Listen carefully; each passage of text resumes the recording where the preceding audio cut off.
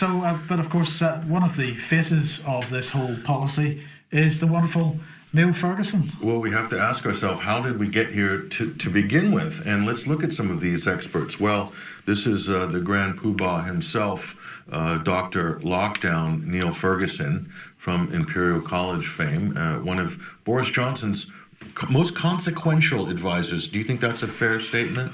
Could be. One of the most consequential science advisors in modern history. Okay, this is the guy right here. But this is what we found out recently. Imperial Folly. Neil Ferguson has no qualification in biological sciences. Now that might come as a shock to some people, maybe not from others, looking at his work. But this was really serialized by a piece that was originally in Lockdown Skeptics, okay, by, I believe, Derek Winton. And this is what they found. In an interview on the BBC's Life Science, Ferguson conceded to not having an A-level in biology. Now, that might be a little bit shocking, wouldn't it? Well, it gets a little bit more interesting. As far as publicly available information is accurate, he appears to have no formal training in computer modeling. This is the thing that he's most famous for. Medicine, of course not, and epidemiology either. He's listed, Mike, on Imperial College's website as leading epidemiologists in the UK, okay? One of the country's leading epidemiologists. Constantly, he's being referred to as the top epidemiologist, but yet he has no formal education or training in epidemiology whatsoever. I don't even think in biostatistics either. So not great. So the computer model which Ferguson used to invent the outlandish death predictions was not even fit for purpose. Among other problems, it completely left out seasonality as a variable in projecting the progress of the pandemic. Now, you'd think if somebody with some biological sciences background would have known to put seasonality in as a variable in their computer model so as not to have overblown death counts, like 500,000 deaths or something like this. But of course, Neil Ferguson left that out of his model, which shows a level of incompetency. So incompetent, incapable, and unqualified.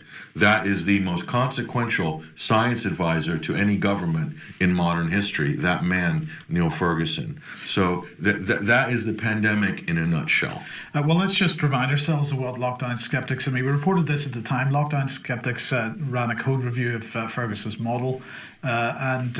So it isn't the code Ferguson ran to produce his most famous Report 9 is what they say. This was from May 2020. What's been released on GitHub is a heavily modified derivative of it, having been upgraded for over a month by a team from Microsoft and others. So just to remind ourselves, Microsoft and others had to take his code. They had to spend a month working on it to get it into a state that was fit for public release. Sanitize it. That's absolutely sanitize it. The revised code base is split into multiple files for legibility and written in C++, where the original program was written a single 15,000 line file that had been worked on for a decade, and they're making the point this is bad practice. It goes on to say that due to bugs, the code can produce very different results given identical inputs. They routinely act as if this is unimportant. And then I think the last paragraph is particularly of note here. On a personal level, the author says, I'd go further and suggest that all academic epidemiology be defunded.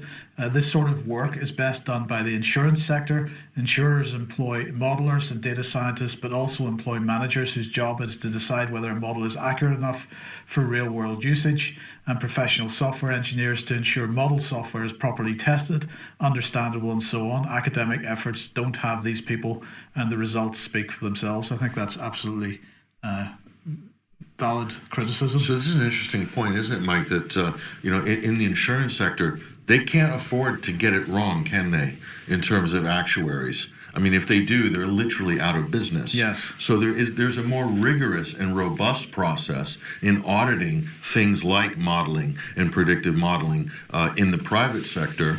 in the insurance sector specifically, one of the things that they excel at. And in the world of academia, you're saying, well, it seems, Mike, that there's none. No, there's none. There's none. So there's no incentive or no pressure to make it more robust, to sort of plug all of the bugs and problems with it. They're literally just making it up as they go along. It looks impressive. Certainly the results were enough to really, really impress Boris Johnson and his ministers, so much so that they decided to go full Wuhan on the country, and the rest is history. Yes. But look, we've traced it back. We've shown you who this, quote, expert is.